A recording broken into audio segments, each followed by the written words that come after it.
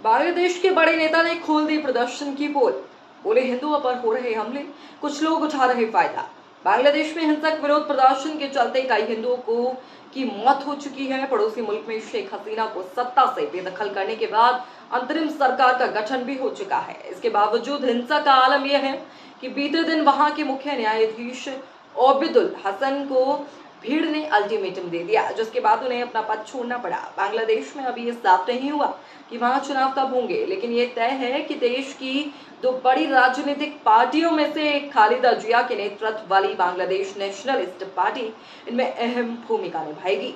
TV channel TV को दिए गए इंटरव्यू में बीएनपी के महासचिव मिर्जा फखरुल इस्लाम आलमगीर ने कहा कि मुख्य न्यायाधीश को अपना पद छात्रों के विरोध प्रदर्शन के कारण छोड़ना पड़ेगा या फिर पड़ सकता है। उन्होंने कहा कि मुख्य न्यायाधीश शेख हसीना सरकार के निकट माने जाते थे और कहा जाता था कि वो उनके पक्ष में ही फैसले देते हैं। बीएनपी नेता ने कहा कि देश में हिंदुओं पर हमले कुछ लोगों द्वारा स्थिति का लाभ उठाने का परिणाम है और उन्होंने जोर देकर कहा कि वे किसी व्यवस्थित एजेंडे का हिस्सा नहीं है। उन्होंने कहा कि जब किसी भी देश में कोई बदलाव होता है तो कुछ लोग इसका फायदा उठाने की कोशिश करते हैं।